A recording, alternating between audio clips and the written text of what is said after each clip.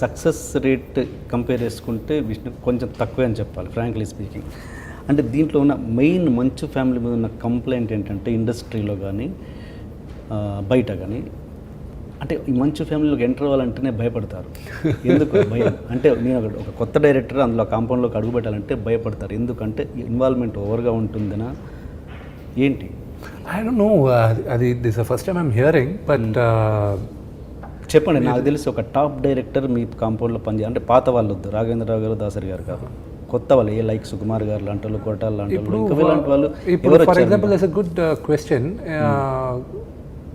ఇప్పుడు for example Srinu Vaitla గారు beginning stage కాబట్టి తోటి అక్కడి నుంచి సక్సెస్ వచ్చింది కాబట్టి. But if you look at it, దానికి ముందు ఆయనకు సినిమా ఆడలాగా, సూపర్ స్టార్తో సినిమా ఆడలాగా అందరివాడు. ఈ క్వశ్చన్ మీరు శ్రీను వైట్ల గారు అన్నారు. And right next to it let us take the case of Nageswara Reddy గారు. దాని తర్వాత వీరు పోట్ల సూపర్ హిట్స్ వచ్చాయి నాకు. దేనికైనా రెడీ, దూసుకెళ్తా. దాని తర్వాత శ్రీవాస్ చేశాడు పాండవులు 9, which was a hit. I wouldn't say అది సూపర్ హిట్ అని చెప్పను, it was a hit.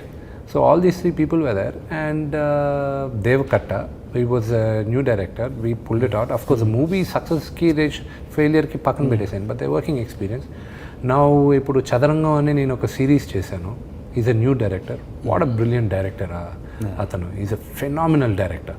Heal be a director. మీరు చూడండి, ఎవ్రీబడి విల్ స్టార్ట్ అప్రిషియేటింగ్. ఆయన ఇప్పుడు సుబ్బరాజ్ అని ఒక డైరెక్టర్ ఉన్నాడు, ఆయనతో మీరా రోడ్ అని ప్రొడ్యూస్ చేస్తున్నాను. అండ్ దేర్ ఇస్ ఇప్పుడు రాజ్ నరసింహ అని రైటర్ ఉన్నారు, ఆయనతో నేను సినిమా ప్రొడ్యూస్ చేస్తున్నాను. So all these things we're coming up with new directors. ఇప్పుడు Mosagallu it's a brand new director, ఎక్కడో లాస్ ఏంజల్స్లో ఉన్న హైలీ రికమెండెడ్ డైరెక్టర్, ఆయనతో చేస్తున్నాను. So we're all quite happy with what we're doing. సి ఇన్వాల్వ్మెంట్ అనేది I don't know, it's probably a misconception, కానీ ప్రాబ్లీ వీఆర్ ఆల్ దేర్. ఇప్పుడు అంతగా ఇన్వాల్వ్ అయితే ఎవరు చేయకూడదు కదా. అంటే నేను టాప్ డైరెక్టర్స్ అంటే లైక్ ఆల్రెడీ సక్సెస్లు, పెద్ద సక్సెస్లు ఇచ్చిన వాళ్ళు మీరు అప్రోచ్ అవ్వడం జరుగుతుందా, లేదా వాళ్ళు మిమ్మల్ని అప్రోచ్ అవ్వడం జరుగుతుందా? వాళ్ళు ఎవరు కొన్నిసార్లు అప్పుడు ఒక ఇద్దరు మాత్రం పేర్లు చెప్పలేను, కానీ అప్రోచ్ అవ్వడం జరిగింది. కథ నచ్చక నేను బ్యాక్అవుట్ అయ్యాను. వాళ్ళు మళ్ళీ ఆ సినిమా తీసి అది ఆడకపోవడం కూడా జరిగింది మిగతా హీరోలతో. అది నేను రిక్వెస్ట్ కూడా చేసుకున్నాను, ఈ కథ కాదు వేరే కథ చేద్దాం. లేదు మాకు ఈ కథ ఫుల్ కాన్ఫిడెంట్. ప్రొడ్యూసర్తో సహా అడ్వాన్స్ తీసుకుని తిరిగి రిటర్న్ ఇచ్చిన టైంలో ఉన్నాయి. సో ఆ సినిమా ఆడకపోయేసరికి ఒక 2 months గ్యాప్ ఇచ్చి, ఏమంటే నెక్స్ట్ ఎప్పుడు చేద్దాం, ఇంకో కథ ఏదైనా ఉంటే చేద్దాం, గత అని చెప్పేసి మూవ్ అవుతూ ఉంటాం. But there are directors also which నేను షేమ్లెస్గా I been asking for the last 6-7 years. చేద్దాం, ఎవ్రీ ఇయర్ రొటీన్గా అడుగుతుంటారు, చేద్దామా అని. వాళ్ళు చేద్దాం బాబు, కొంతమందికి చేద్దాం విష్ణు అని, కొంతమంది డిస్కషన్కి వెళ్ళి కథ నచ్చకపోగా కొంతమంది. ఇప్పుడు మోసగాళ్ళు టాపిక్ తీశారు కాబట్టి, అది అసలు ఎప్పుడు స్టార్ట్ చేశారు? అది తెలుగు సినిమానా, ఇంగ్లీష్ సినిమానా, హిందీ సినిమానా? ఎవరికి తెలియదు అసలు ఏంటి అసలు దాని డీటెయిల్స్. మోసగాళ్ళు అనేది ఒక 2 years బ్యాక్ ఒక న్యూస్ ఆర్టికల్ చేసి ఇది కథగా చేస్తే బాగుంటుందనే ఉద్దేశంతో.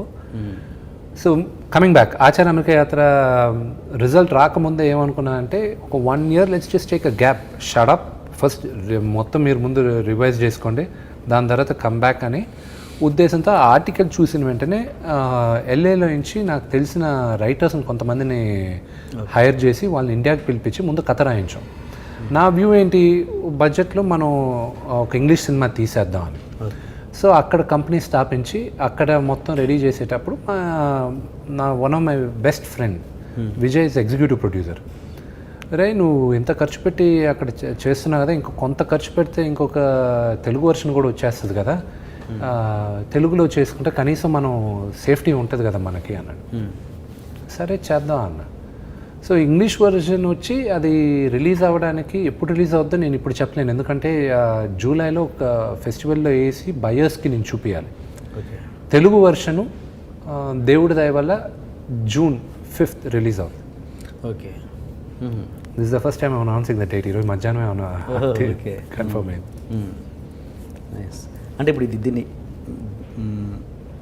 ఇంగ్లీష్ సినిమా అనుకోవాలా తెలియదు దానిలోంచి ఇది తెలుగు సినిమా కానీ, ఎందుకంటే తెలుగుకి లిబర్టీస్ చాలా తీసుకున్నాం, ఇంగ్లీష్కి మేము లిబర్టీస్ తీసుకోవాలి. అది it's going to be a different cut all together. అనేది మీరు స్టార్ట్ చేయాలి అనుకున్న పాయింట్ ఇంగ్లీష్లోనే కదా, ఒరిజినల్ మూల ఐడియా ఇంగ్లీష్ మూలగా. బట్ కానీ ఆ కథ జరిగింది భారతదేశంలో, కొంత భాగం అమెరికాలో. సో అది మేజర్గా ఇండియాలోనే జరిగింది. లాంగ్వేజ్ గురించి మాట్లాడుతున్నాను. సినిమా లాంగ్వేజ్ అనేది ఫస్ట్ ఇంగ్లీష్లోనే చేద్దాం అనుకున్నారు. అది ఇంటర్నేషనల్ వర్జన్లో కూడా మీకు Hindi English and Hindi English Telugu mixed ఉంటుంది. అది స్లమ్ డాగ్ మిలినియర్ లాగా. తెలుగులో మాత్రం టోటల్ తెలుగులో మాత్రం టోటల్ తెలుగు. అక్కడ మేము కొంచెం డిఫరెంట్గా ట్రై చేస్తున్నాం. ఇంగ్లీష్ మాట్లాడే సన్నివేశాలని ఎలాగ తెలుగులో చెప్పాలనేది 2-3 విధాలుగా ట్రై చేస్తున్నాం. అది రిలీజ్ అయినప్పుడు మీకు తెలుస్తుంది.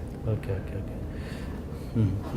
అంటే నేను మామూలుగా ఏమంటారంటే మనలో ఇంట గెలిచి రచ్చ గెలవాలంటారు కదా, ఇంకా ఈ విష్ణు ఇంకా ఇంటనే పూర్తిగా గెలవలేదు, రచ్చ ఎందుకు వై నాట్ ద వరల్డ్. ఇప్పుడు నేను తీసే సినిమాని ఇంగ్లీష్లో మాట్లాడితే అది ఇంగ్లీష్ సినిమా, తెలుగులో మాట్లాడితే తెలుగు సినిమా, అంతే కదా. కథ చూసేవాళ్ళు ఎవరైనా సరే కథ నచ్చాలి. కానీ ఇప్పుడు లాస్ట్ ఇయర్ ఆస్కర్ గెలిచింది ఈ ఇయర్ పారాసైట్ అన్న మూవీ.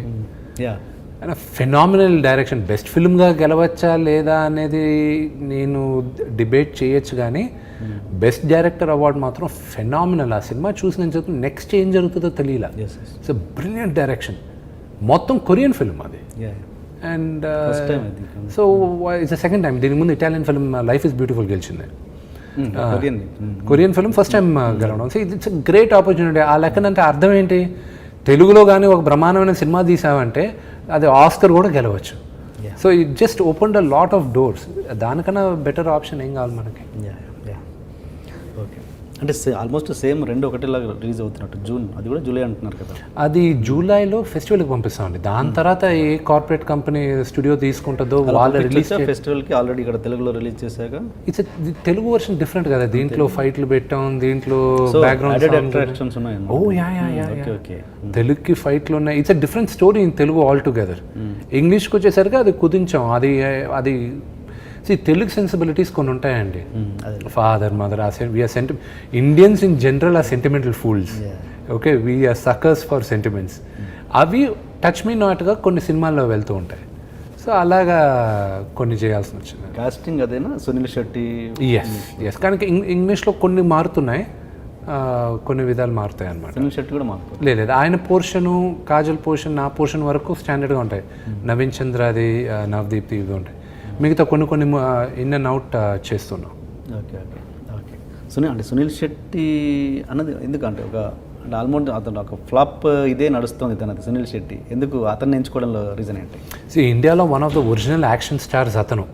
మేము చిన్నప్పుడు చూసాం సునీల్. ఎస్. సో ఇప్పుడు ఆయన్ని పెట్టే దాంట్లో ఇట్స్ ఆటోమేటిక్గా నాకు ఇప్పుడు హీరోగా కొంతమందికి మార్కెట్ లేకపోవచ్చు. హీరోగా కొత్త పరిగెత్తుకుంటే వెళ్ళి థియేటర్లు చూడాల్సిన అవసరం లేదు. కానీ ఒక ప్యాడెడ్గా ఒక క్యారెక్టర్ ఆర్టిస్ట్గా వస్తే సడన్గా కలరే మారిపోద్ది. అది చాలామందిని చూసాం మనం ఇప్పుడు. And that's how he migrated to that character. ఆ క్యారెక్టర్ యాక్టింగ్కి మైగ్రేట్ అయ్యారు. అండ్ తెలుగులో తీసుకొచ్చినప్పుడు ఆయన లాంచ్ అయినప్పుడే నాకు ఆటోమేటిక్గా డిస్ట్రిబ్యూటర్ కాల్స్ వచ్చాయి. So it's an added advantage for me. And నాకు పాన్ ఇండియా ఫీల్ వస్తుంది సునీల్ శెట్టి గారు యాక్ట్ చేసినప్పుడు.